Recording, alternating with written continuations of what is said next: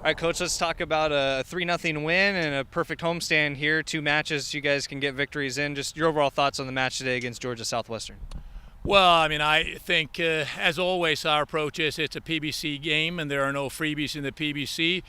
Sure, they're a program that's building, and historically we've gotten the better of them. But the minute you take an opponent lightly in the PBC, you will be punished for it. So I'm proud of the girls. They had a very professional approach to the game. The game plan was great. We got a little frustrated in the beginning, but we stayed with the game plan, and it paid off in the end. I'm very proud of them. Feels a little nicer now, but there were some pretty hefty wins to contend with early on in the match. How does that affect the team when you guys are kind of feeling out crosses and things of that nature? How does it affect the play for you guys? Well, we played into the wind in the first half, and I think we had to make some adjustments. But I'm proud of the fact that we scored on a set piece. We scored our lone goal in the first half off a corner, and I think we made a couple of adjustments after one or two corners that didn't really pan out the way we wanted to, and then we got a picture-perfect corner. Stacy goes in and towers over everybody and just puts a head on, and it's back of the net. So those are the kind of things that players that have been in the game for a while. We play in rain, sleet, snow, anything but lightning we play in, and you have to be able to make the adjustment. And these players are good enough players, and they've have enough. We have a lot of veteran players, upperclassmen that have the experience, and it's not that difficult for them to make the adjustment. Stacy gets the brace today, ends up tying up with the team lead at 3 goals. Was there any challenge to Stacy, the junior, about kind of elevating a little bit to start attacking that goal total where she was a year ago? Well, I think Stacy puts a lot of pressure on herself. Good players do. Good players expect great things of themselves. I knew that Stacy would start scoring goals again. She's too good a player not to, and we try to encourage, not pressure players.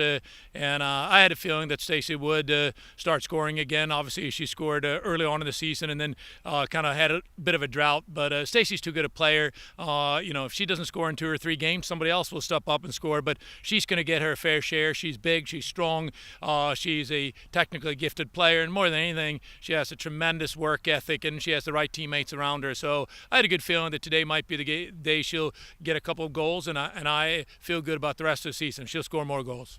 On that second goal, you had Shannon O'Neill and Alexis Pittman both helped to create the nice combo for Stacy as well. Was that maybe your favorite passing that you saw of the match in terms of setting that up? Well, it was a pretty goal, and we talk a lot about the speed of play and one-touch passing, and we work a lot on that in training. So, of course, when you see things that you work on the training grounds coming to play here at Columbia River EMC Stadium, of course, it's pleasing to the coaching staff, and I think the players know that I'm proud of them. I think they kind of walked away from that goal, and they were all smiling and looking over the bench. They knew they did pretty well, and I gave them the thumbs up. So I was proud of them. And finally, Coach, Kimsey Collins gets her first career goal as well this afternoon. Just what can you say about that, and probably a really special moment for her?